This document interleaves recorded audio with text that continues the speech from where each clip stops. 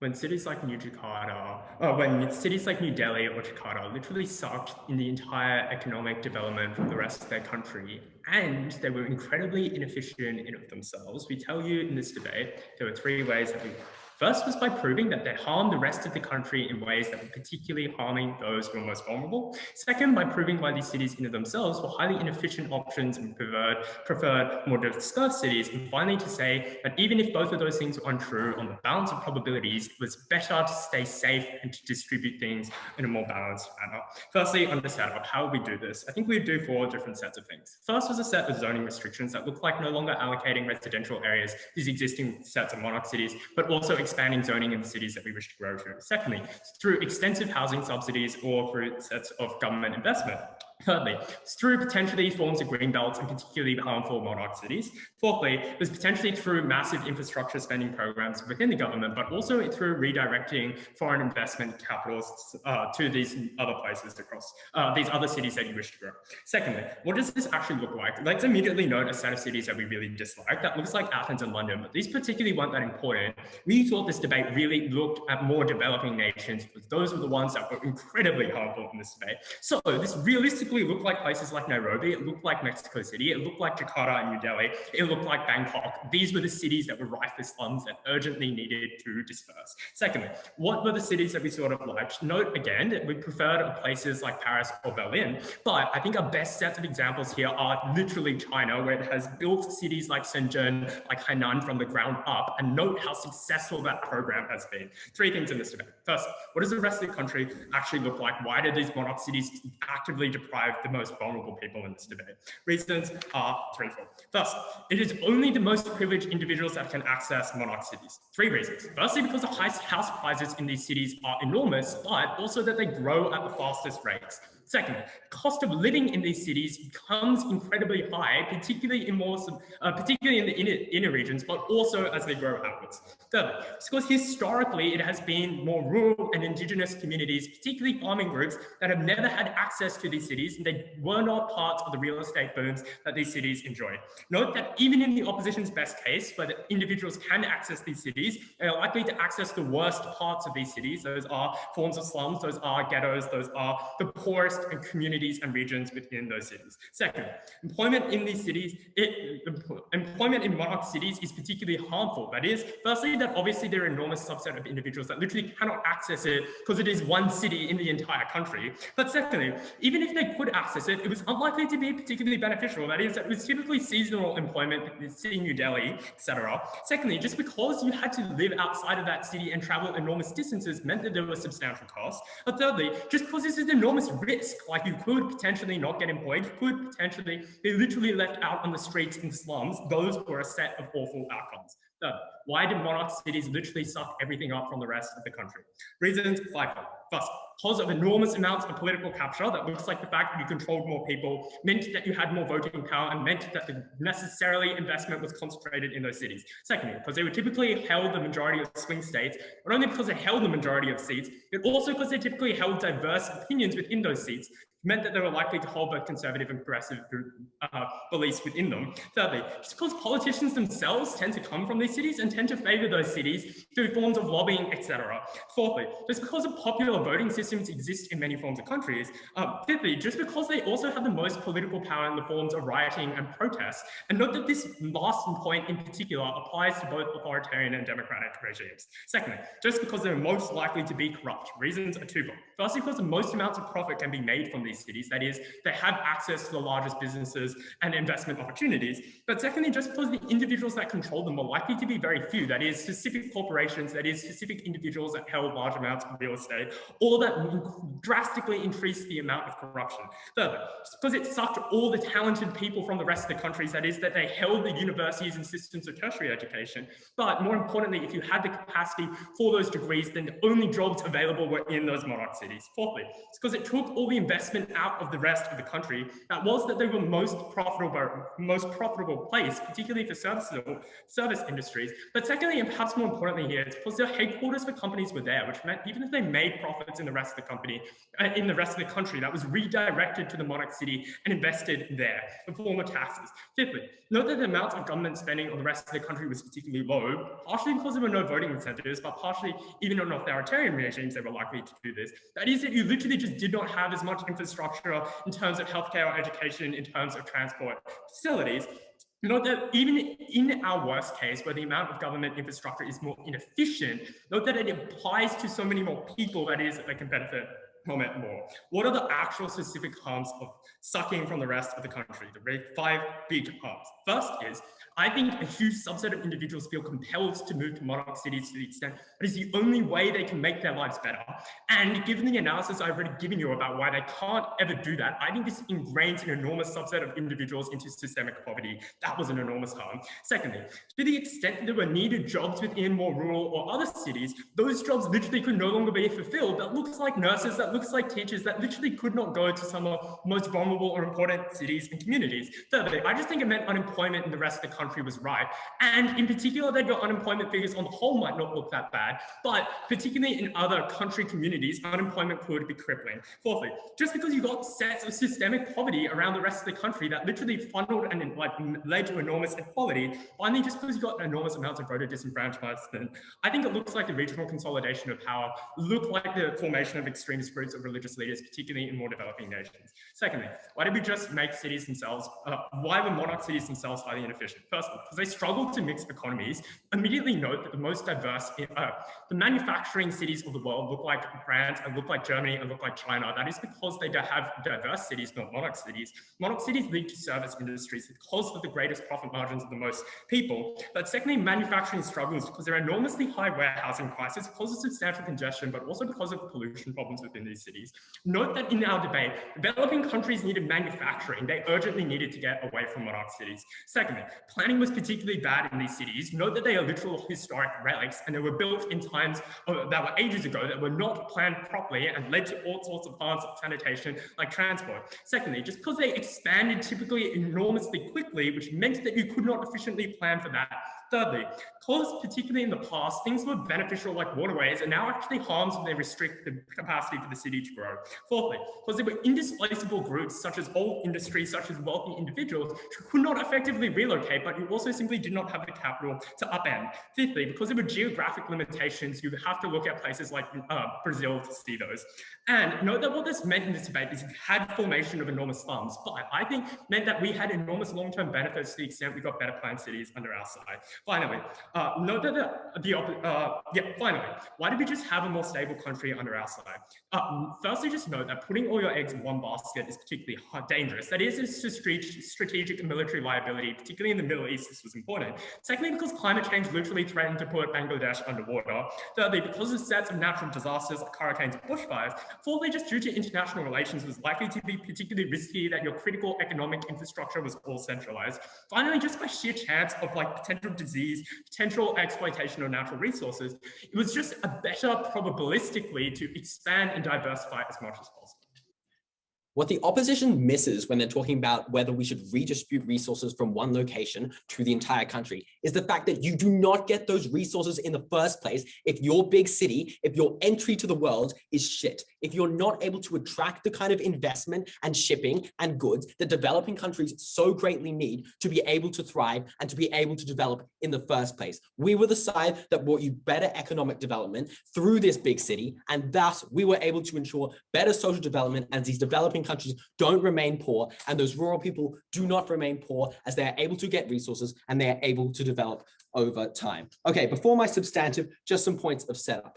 Note that the opposition has to heavily discourage these things. They mention things like infrastructure and forcible redistributions. Note that they will have to force international companies out of these major cities, things that something they are probably unwilling to do. And it's going to take a lot of power to be able to tell big companies not to go in this main area. So why is this, what does the alternative look like under the other side? And I think this is incredibly important because they haven't really painted a picture of what it looks like when you preference other cities, because it's not like they're simply spending on regional areas. They're trying to create other cities. They are still creating problems with like having different urban cores and having different cities. So a lot of the material they talk about in the distribution between rural people and urban people simply does not apply because they are also creating urban centers. It is simply a question of how big the central city is and how development works in that regard. Okay, first point, how monarch cities are better for economic development, and then my second point, how they're better for social development and stability of the government, noting how this is incredibly dependent on the first.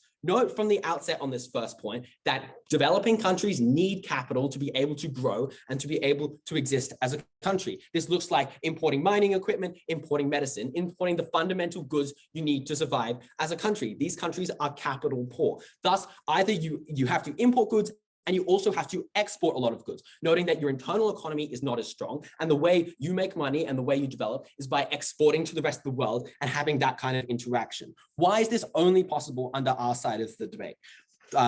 Four main reasons under this. Firstly, natural geographic advantage. I think the opposition incredibly dismisses when they said like, oh, these cities are in bad locations, like they have terrible slums and things like this. No, like Cairo is where it is because it is in such a good position to be able to trade with the rest of the world, because it is on such a good place for like fertile land and to be able to develop a city. Like there are countries where geographically you favor a single port city because it is sheltered, because that is the best place to put your port. And there is simply no other great alternative for how that works out. It is natural that you want to put one city in one place. Note that if you have the opposition side where you try to spread this out over multiple different urban centers, you have inherent harms due to transportation costs between these urban cores and not having this centralization. This leads naturally onto my second point, which is the most crucial. You have fundamental economies of scale, which ensure that a single location is better. Why is this? It is much more preferable if you have one amazing deep water port where all the foreign firms can come in, we have amazing equipment for getting stuff off ships,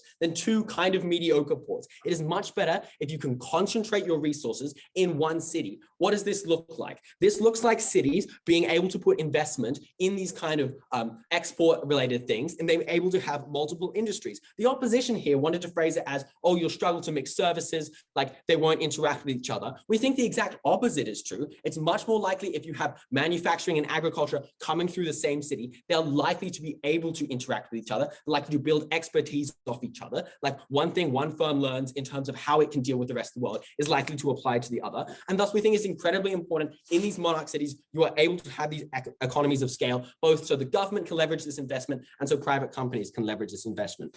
Thirdly, note how this changes for foreign companies who have to invest in this country. It is much more simple if, as a foreign company, you essentially have to interact with one jurisdiction. You have to know how one city is run, how one city shapes its policy, and how like the norms are in that one city, rather than having to deal with separate jurisdictions across the country and separate kind of policies. Note this also applies to domestic firms who only have to concentrate on this one firm and know how that operates. This is much better if you are able to interact this and is much more attractive to international firms. Fourthly, note that like international firms synergize with each other. Like it is good if you are a firm and your embassy is there, you feel safer in that regard. If like capital markets are there, if like other methods of you as a foreign country are able to like deal with that are in this thing. Thus, at the end of this, what do we see as being so good about these monarch cities economically? It's because they are so competitive. The opposition wanted to tell us that, oh, they're planned city, they're not planned, so they're poor drivers of economic growth. Two responses to this. Firstly, note that it's actually easier to like properly plan one city compared to under the opposition side, where they're feasibly trying to properly plan like 10 or so cities out in the country. But also note the power we have under side negative, because if they are going to heavily discourage people from going to these urban centers, we then have that power to heavily invest in these urban centers, to make sure they have the infrastructure to accommodate growth, to make sure they have the ability to develop into good economic powerhouses. Why is the material I just told you so important? Because a developing country needs international advantage. The international market is so competitive with so many countries competing that the way a developing country grows is not through trading with itself, is not through creating its own kind of domestic market. That comes later. The way it develops at the start, and as we've seen from Japan and other developing countries as they developed over time, is through exports, in making sure that you have the best interface with the international market as possible, and that this growth perpetuates over time, and you are able to build up these kind of resources. That is why we ensured better economic development through the concentration in these cities. Okay, second point, social development. Notice how much this is dependent on economic development. If we show you, as I have, that you get better economic growth and you have better investment, over time this leads to better social development. Note that the opposition is fighting against a rising tide of like rural-urban migration. They're never going to support like rural countries existing for the only time. What does the opposition tell us under this? Oh, you're only inviting the most privileged to be able to do certain things, and like it's only the city people who reap the benefits. Firstly, notice how once a country develops, once a city grows and like an economy develops,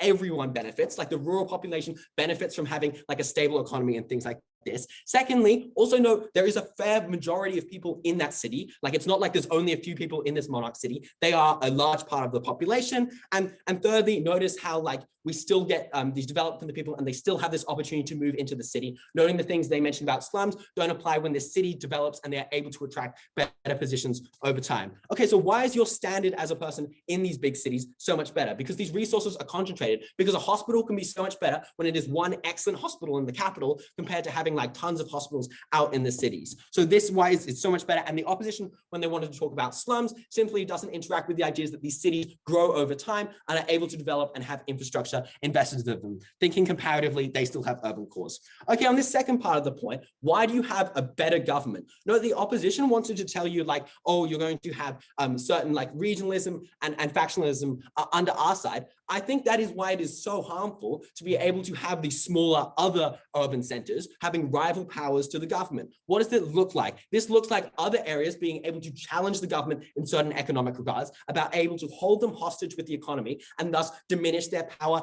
as a government. This looks like Libya, where power after Gaddafi is split between Tripoli and Benghazi, the kind of fracturing of a country. We saw this also in Myanmar with the kind of like regional areas and rebels being supported by like other organizations. It forces states to become militaristic if they have to protect their own interests and develop a military to quash dissent in other parts of the country. That is why monarch cities are so much better for economic development and so much better for the development of their citizens. For those reasons, I'm proud to propose. Cairo is built on fertile land. Cool. What happens when Ethiopia decides to dam the Nile? You are completely screwed. Also, the fact that there is there is no more fertile land because you have used up all the freaking fertility of that soil, you are also screwed. That is why you necessarily need to have more cities as opposed to concentrate all your resources into a monarch city that over time is only going to fail. Two questions in this speech. Firstly, why we get more investment and better infrastructure built on our side of the house. And secondly, why we get better outcomes for the people of the nation under our world. So firstly, in this question of like investment, which I think is their massive push that they give you. I think the first thing they say here is that like there are going to be no resources to come into these nations in the first place, right? I think firstly, it's that foreign nations, if there is ever any FDI, are always going to want to invest their capital either way, right? Because they want to exploit Africa either way. That means they're necessarily always going to be able to have resources that they would want to spill in. Now, the difference now is instead of just putting it into Cairo, you put it into multiple different cities that probably give you better returns in the long term anyway. But secondly, it just means that you probably like kill each city slightly less. That's why you and with the like notion of investment is that it's something that you accrue over like a long period of time that was going to be far better.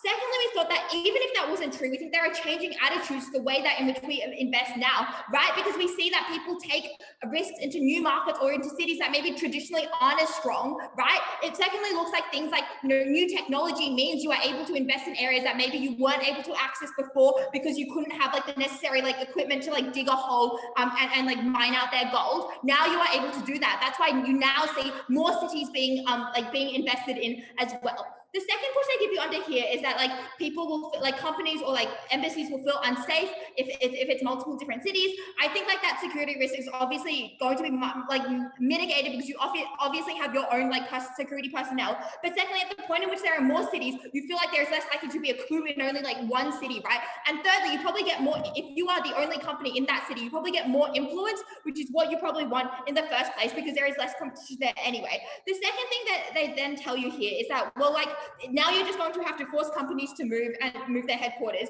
Oh, well, move your headquarters. It is not that big of a deal. China does it all the time and it works out perfectly well for them. That is like perfectly fine on our side of the house. In fact, at the point in which you move companies, you'll probably also able to get like better ideas because like you probably have a new area to like invest in. You probably have something else to also research.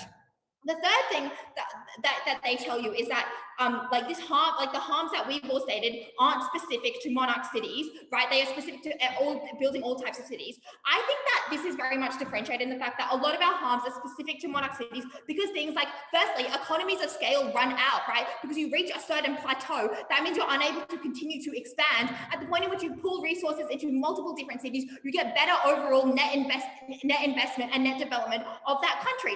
And secondly, it's just like having things in only one city means you amplify the harms. That means when COVID spreads in frickin' Cairo, you have like everyone having COVID as opposed to like it being like spread out more. I think this is like very much intuitive. The final thing to note here is just like this trade-off. The final thing that they bring you here is that some cities just have geographic advantage. I think that geographic advantage is something that probably limits a lot of development and growth that we are able to see because people are like, oh, let's only develop in a city that has a port. I think that like this was like very much a historic relic, right? Because now with things like new technology, now with things like faster communication, where like transporting a letter on boat isn't the only way to go talk to someone in the headquarters, you're able, it's like not as important and you're still able to build into new cities because things like flights are able to get you in. There was no reason why geographic advantage was only going to be like the sole definer of what they wanted to bring.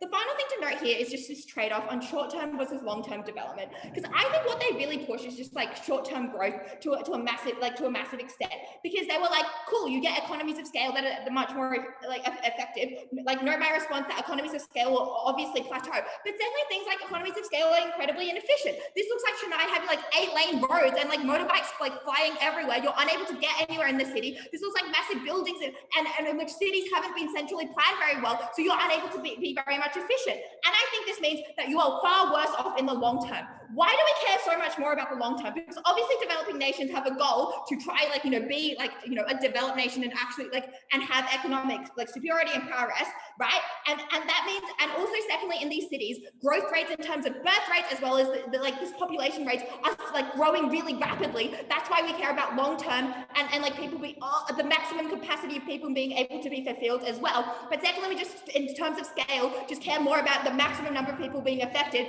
not just like a small number. But thirdly, even so, we think that you get massive short-term benefits under our side of the house, because when you invest in a new city, you immediately create jobs there, right? You immediately create growth there. That is something you get on our side of the house. We not only address the short term, but also lead for more sustainable development. Secondly, why you get better outcomes from the nation, obviously, I think this is the priority of the case, because it was important that you were able to develop countries importantly. The first thing we tell you here is that this better protects minorities, right? And I think minorities are the ones we care about because they probably face the greatest severity of disadvantage. They are the ones who are shut off from political discourse. They are the ones who don't have the jobs because they don't have the capacity to move to the monarch city.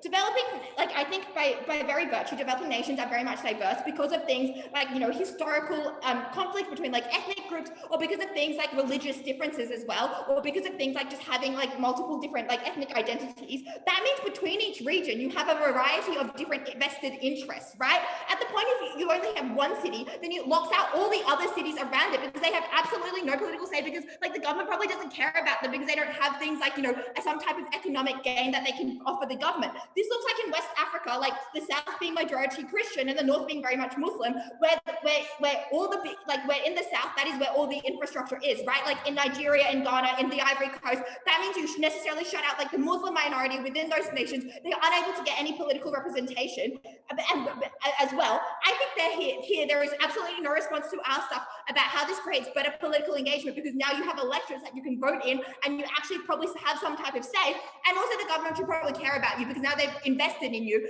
and so like, you know, they can't just leave you out to die. And also direct benefits of you give people jobs. Importantly here, we think that a lot of these areas also have very distinct cultures that we all protect, because this looks like Indigenous communities where we probably should preserve their language and culture, because like that is something that we value and think is important. All of the groups that are not dominant in society as well, we better protect. Those are the ones who are going to be most unemployed, have the lowest health rate, and probably be the ones that are living way, way below the poverty line. At the point in which you raise them up, you necessarily increase the capacity for that country to be like functioning. Thirdly, we think we also get better stability and security unresponded to. Three things under here. Firstly, I think in a lot of these like developing nations, they're very conflict ridden, right? They have neighbors on both sides of them, all around them, that probably hate them because of things like historical tensions, that probably want to like fight them, that at the point in which all your resources are concentrated in one place, that's worse. Secondly, we think if you only have resources concentrated in one place, it means that foreign powers probably have more, or like powerful actors have more influence over you. This looks like in Sri Lanka, if China decides to take your port, you now have no port. But under our world, you probably have multiple ports that you can still rely on. Direct benefit here. Thirdly, we think that you better deal with things like climate change, because like if your port becomes flooded, then at least you have multiple other ones to rely on. And also, in the first place, ports wouldn't just be your only form of like you know, investment and infrastructure. So proud to negate. Propose. What's important to note, obviously, is that they've weirdly taken a turn towards this debate being about very micro analysis. Note, they're talking about how individuals feel compelled to go to certain areas, or that Indigenous groups in particular areas are being underinvested. What this debate is about macroeconomics, because when you're talking about investment and developing nations, the whole point is that the difference between a 4% rate of growth nationally and a 6% rate of growth nationally sounds kind of minor, until you realize that if that compounds over 10 years, you are literally looking at a difference of 50% in the wealth of that country. And wealth obviously flows through countries. That is how economic development, and that is how circular flows work within countries. And so they really do need to engage more with the question of whether or not you see more capital in those countries. So that's the first question I'm going to talk about, is actually whether this leads to like how you get functional development of these countries. I'm going to fold in a kind of substantive point about our domestic capital markets, and then I'm going to talk about the kind of more social questions about these cities themselves and the functioning nature of the state. So what's important here is, again, they're sort of skirting around what they want to defend in the comparative. They sort of weirdly make hints towards like rural economies when it's convenient, talking about Indigenous groups,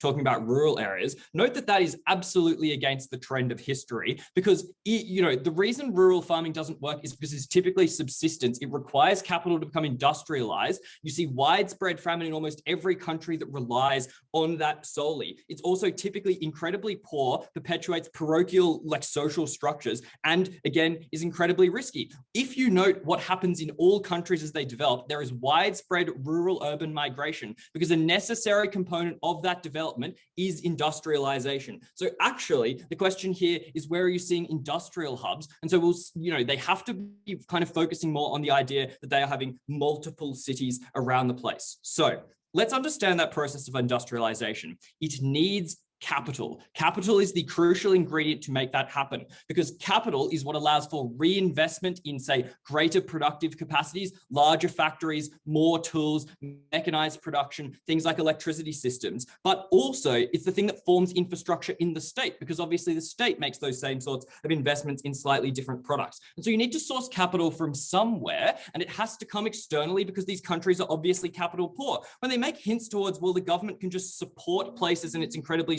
helpful in the short term, they cannot do that forever, because then they will just become burdened with debt. And obviously if they do that, that then leaves those places hollowed out. You need to seek capital from either foreign direct investment or through exports, that the trade surplus is capital flowing back into your country. And here's where they lose this debate. Those markets are incredibly competitive.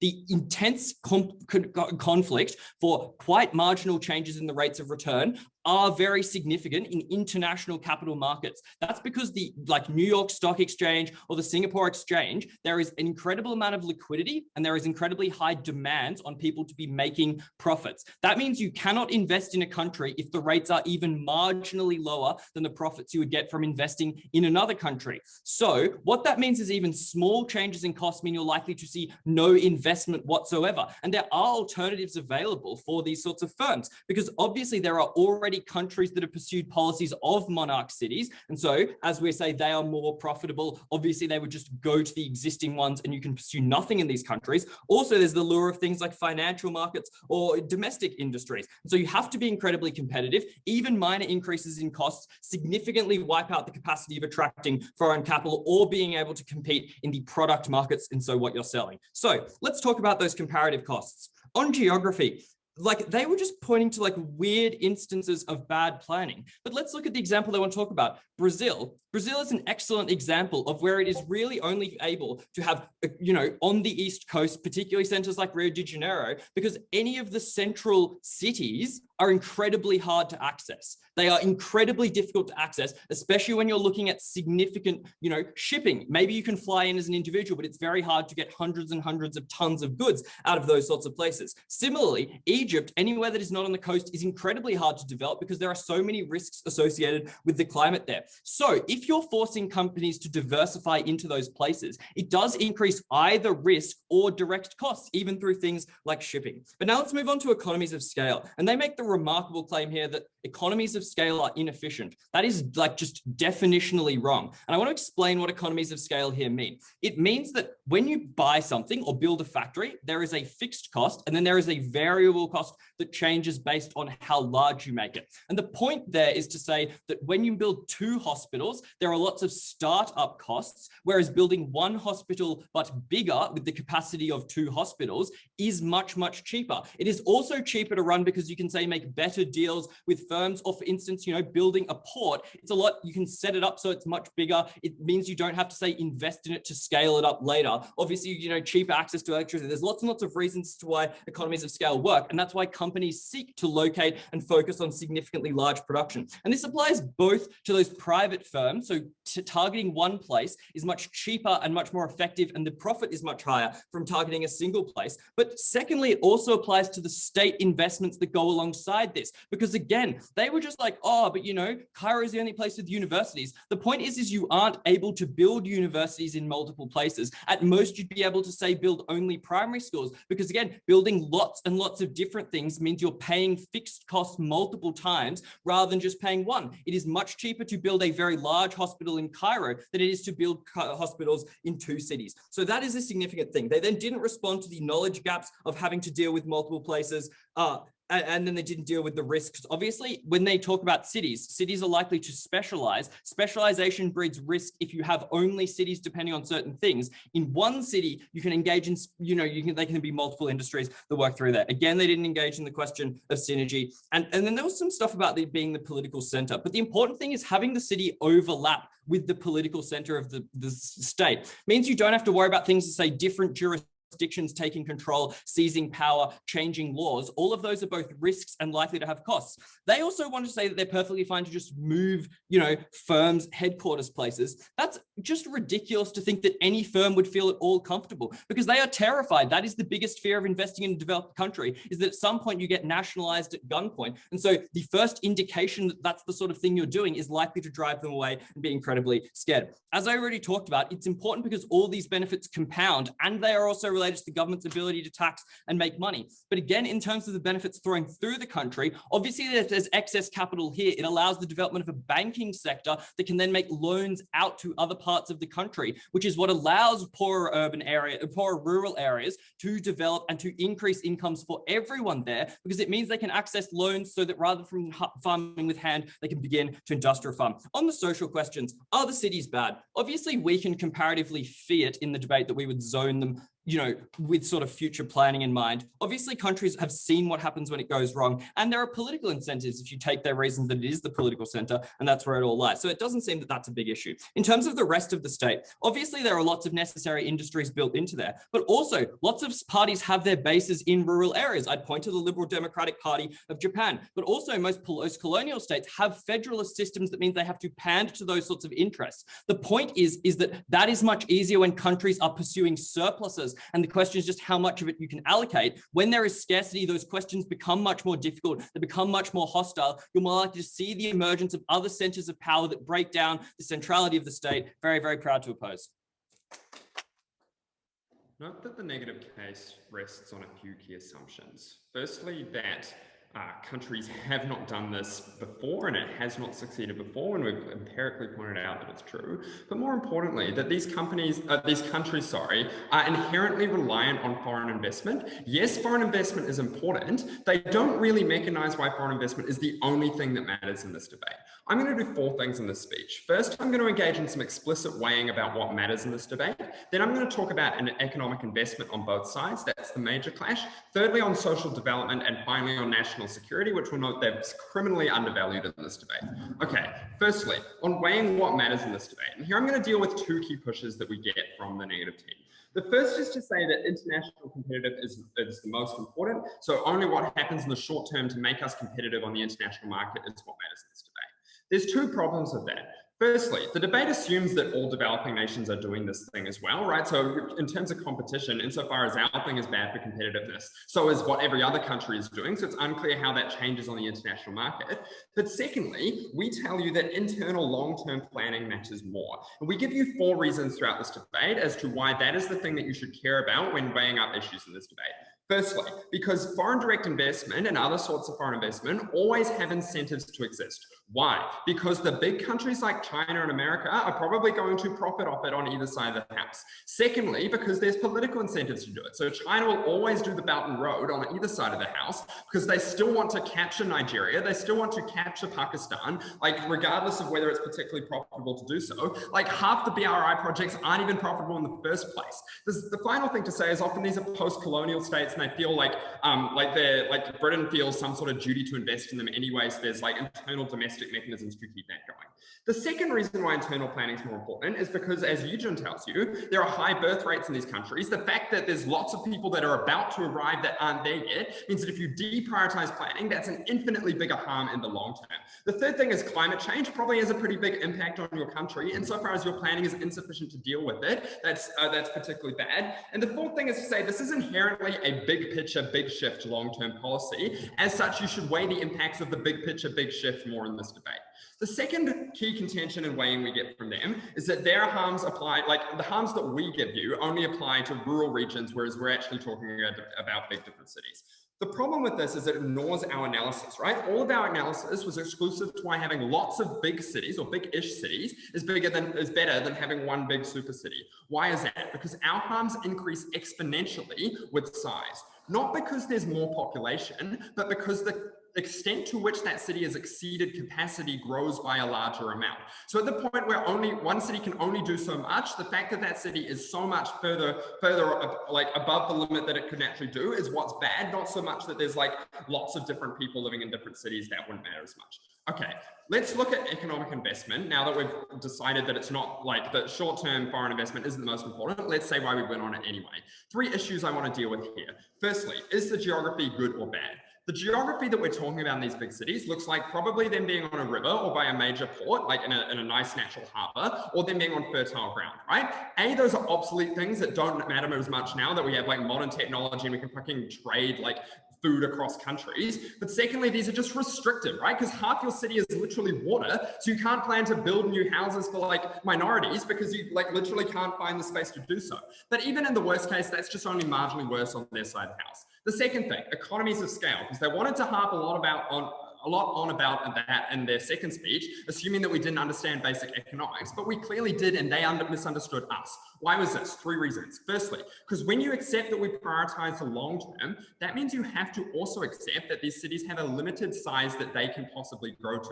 Because like people aren't going to travel 4 hours to get to the like middle of the city on a public transport to work, but also just because house prices are going to mean that people, and eventually there's like a limit naturally to the size cities can go. The second thing to note here is that we think in a lot of these cities have reached the capacity already. That means these companies don't have any place to put their headquarters. That means they actually get diseconomies of scale in these cities, right? Because they literally don't have the ability to coordinate across such a large city, get their manufacturing plants to actually coordinate. The final thing we say is, even if we don't have economies at scale, we weighed this out at first already by telling you that we distribute those benefits to more people across the country, so that should matter more. The final issue I want to talk about here is foreign investment. They have a few key pushes here. The first is to say that it only goes to big cities. Look, in their world, it only goes to big cities. In our world, it's feasible that Starbucks decides to open up Starbucks in a whole bunch of different cities, right? It's feasible that there's like enough investment to get an initial chain in, and that means that company is already cemented in the separate city, and in the long term, you get much more like chains and you get much more bigger offshoots than that.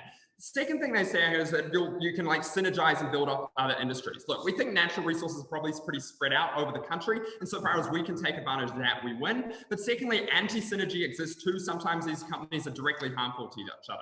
Note especially how harmful just having one port is, right? Because it means firstly that house prices near that port are likely to skyrocket, which is just bad for like access for poor communities, but also because the distance of travel needed for foreign companies and for local residents to reach that port are huge, so they're unable to actually access those benefits. What did we say under this point? We tell you it's bad for people in the mega cities because most of them are actually living in slums.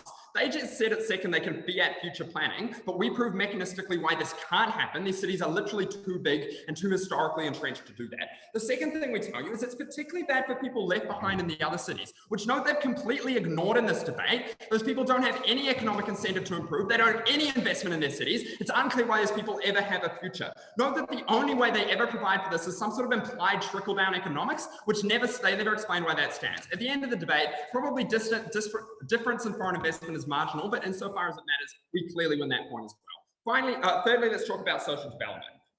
Three key issues here. Firstly, on political capture. Note we gave you 5 key reasons at Eugene why it's particularly bad that these big cities centralize government power. Because the government has like literally more people from that city in it, because there's swing seats, because politicians come from there, because there aren't Senate protections for rural states and for other cities, because that's where riots happen. The only thing they ever said in response to this was it's bad if other cities can hold it hostage. I'm sorry, it's probably good that the democratic voice of other cities in this country are being heard and influencing policy. No response at second to any of that. The second is we tell you at second, at Yijun, about minorities and how they're fundamentally disavowed from the country's economic development on their side of the house. We tell you on our side of the house, we have incentives to care about those minorities because we actually are putting jobs in those regions that were underprivileged in the other side of the house. It wasn't enough for them to say, well, Indigenous people only live in rural areas. That wasn't the comparative we gave you. Look at West Africa. The final push they give us here is that hospitals are better in big cities because they can utilize economies of scale.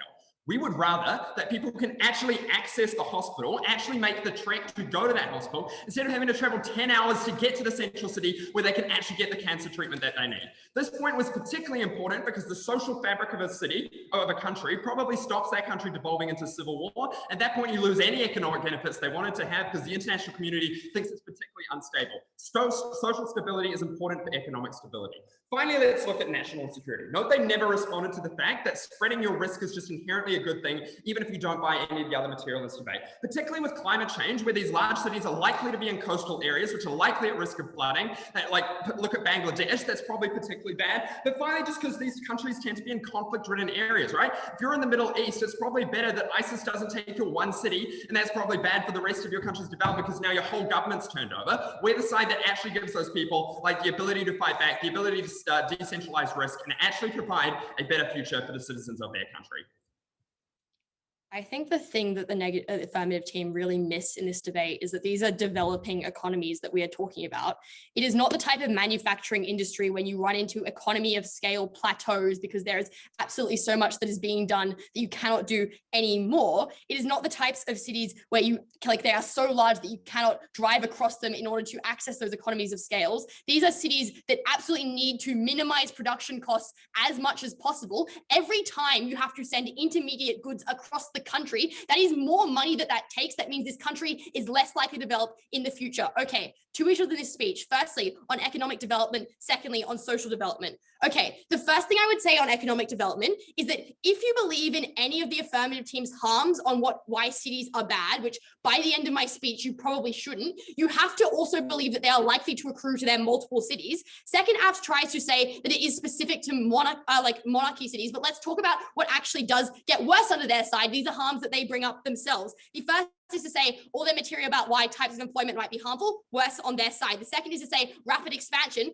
worse on their side. They try to tell us that we can't fiat planning under our side of the house, but we probably can as it's into the future. But also let's know that planning is so much more difficult the more cities that you have, at the point at which you need local councils and state councils to do the right thing and trust all of them to do it properly. The risk you have from rapid expansion and planning are obviously much higher at the point at which there is more chance of it going wrong, and you cannot focus all your energy on one city at once. The third to say employment in the rest of the nation, still worse under their side. Look, let's also note that any harms to minorities and rural people are probably worse on under their side when they want to claim that cities are being where all the political power is focused. Well, then obviously there is far less focus on rural areas and minorities, that they constitute a relatively smaller amount of the population. Any of those harms, if you believe at the end of the debate, are worse under their side of the house. Look, let's now talk about how this affects the economy. I don't think any of their harms actually are true, but if you believe them, as I'm saying, you should believe they get worse for themselves. Okay, first on how this affects the economy.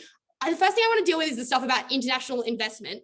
Right? Unlike Will's claim that this is only short term, I think what we want to think about when talking about international investment is the ability to build things like ports and infrastructure. They are actually long-term things that will benefit these cities the entire time that they are developing, and even later when they need to start changing their industries and evolving them in the future. Okay, why do they tell you that the less international investment that we argue is not true? The first thing is to say that companies want to invest in Africa. It's fine that they will move their headquarters. Obviously, the issue was the reason why every company wanted to invest in Africa in the status quo was because it was insanely cheap relative to investing in other countries in the world, right? So at the point at which you have no comparative advantage because it is so much more expensive, it's obviously not worth it to invest in Africa anymore. But the second thing is to respond to their idea, there are you have to, it's okay because there are all countries, all the developing countries are doing this. That probably also wasn't true, to the extent that there were countries at different levels of development, some that are now emerging economies that still have strong manufacturing sectors. There were obviously alternatives for these foreign direct investment companies to do, or they could just invest domestically. Callum tells you this at second speaker to no response, and that is important because they may just not choose to engage in that industry whatsoever, and that is absolutely terrible for these in these countries. But also, counter to what Wills tells you, we weren't only arguing that international investment was important, we were also arguing the comparative advantage of export is important. They then try to tell you about the harms that might accrue from Belt and Road, but I think the first thing to say is that the thing is that the Belt and Road investments are likely to be more profitable if they are centered in monarchical cities. That means that you don't get the harms of actually defaulting on those loans in the first place. But the second thing to say is that in the status quo, Belt and Road tends to center away from monarch cities purely for the reason that it is further away from the political interests of the center, and it means it's easier to engage with factional politics at the point at which is not the political center of the country. Okay, that's why it's pretty likely that you get less international investment in these economies. The second thing about economies of scale, right? The idea that they plateau at a certain point is just pretty ridiculous in a developing economy. At the very least, they're not going to originally reach this. At the point at which they do, they probably have had time to plan around it and make sure that it doesn't happen. They then try to tell you that you can't coordinate in one city, right? And they try to suggest that you can't coordinate in one city, but then they try to suggest that chains might open across the country. Well, if you can't coordinate in one city because it's too difficult, I cannot imagine how these companies are going to coordinate across the entire country. Because the other thing we tell you is that transport is a ridiculously prohibitive expense to manufacturing cheaply. That is sending intermediate goods that you presumably have to manufacture in different cities because your economy is now split apart the country into a greater extent, but you only have one major industry. That adds massive cost to any final end product that you create. The second thing we tell you about is geography. We tell you about Cairo, and they're well, what if Ethiopia wants to dam the Nile? Where are you building a city in Egypt that's not on the Nile? That is obviously worse if you literally just have every city along there, right? They then try to say, oh, well, ports are obsolete and stuff like that. Look, what we would be doing with monarchical cities, it's choosing the best location. The point of this is not that the Nile is potentially bad, it's probably that being on the Nile is better than literally any other position in Egypt in order to build a city. That was why the geography was so important, because importantly, you had the opportunity cost of having these less efficient productions in any other city in the country that you didn't get under our side of the house. The third thing we tell you is about the knowledge gap. No response to that whatsoever. That was incredibly important in running a business. Like, obviously, you need to understand the way that business operated in each individual country in the world. But the fourth was to talk about synergy. Their literal only response to that was that resources existed across the country. That was never the point of the argument that we were making in the first place. It was that firms, from like international firms, but even just domestic firms, are far more effective and they coalesce in the same location. That didn't happen under the negative team side of the house. Okay, at the end of this, I think it was clear that you got less international investment, but you also got less efficiency. Know what Callum tells you about the prospects of having less efficiency, right? That just means that you do not get development to the same extent whatsoever. That is incredibly important in this debate. We should be caring about development most, because development is what changes the social effects. Now onto the second issue of the debate. I think we could even cop a shorter term harm to like social costs in this debate. Like, maybe you have 5 years of worse outcomes for individuals and minority at the point at which you affect more people in the long term by developing quicker, because obviously in the status quo, the quality of life in these developing countries is not good. Negative if the affirmative team, when they do not get economic development, do not improve that quality of life whatsoever under their side of the house. They try to say that this like is trickle down and just assertive, but that was not true, right? The first was to say that Callum's substantive about the development of banks meant there was probably likely to be better investment in these regions under our side of the house. But the second was to say that if people perceive that underutilized labor in these areas and things like that, they were likely to move investment into these areas because it was cheap and because it was like economically viable to do, right? So at the end of this, we saw that it was probably much better under our side of the house when you had economic development, because you could put that resources into these areas. Okay, how does it affect the quality of life? I think the first thing is to note here, right? Developing countries probably don't have the resources to help the rural areas to a full extent in either world. That is why their rhetoric about getting cancer treatment at your local hospital is completely ridiculous in either world of this debate, because they cannot do that either. That means that their arguments about Indigenous and minorities just fall down. But the second thing is we talk to you about economies of scale in terms of ability to improve people's lives. That is, it is easier to build hospitals in one city than it is to build hospitals in every city and get the medical expertise required in all of those locations. That meant that the quality of life in these cities was far worse under their side of the house. When they tell you they care about like these important issues, then you have to note that they're far worse under their side of this debate. Finally, on the stability, for a team that says this is undervalued in the debate, they don't deal with the material we give you at first speaker to a nearly great enough extent, because what we tell you is it's not actually about. We tell you that their material about having cities having greater economic power is probably quite bad, because I would note that a lot of developing countries don't have fully developed democracies yet, and competing centers of power are really bad for the stability of the country. Ben explains that states can collapse because of this, because at the point at which you have like a not super strong political hold over a city on the opposite side of the country that is now increasing in power, that is the type of stuff that leads to civil war or like other factional powers coming to power in a way that is really harmful. Note that this can lead to the collapse of the state, and that is obviously a really massive harm in this debate, because you don't get economic growth when companies perceive that risk to be too high, or if it actually happens. At the end of this debate, we are the side that gets economic growth. That is the most important issue in the debate, because it allows you to get everything else. So proud to negate.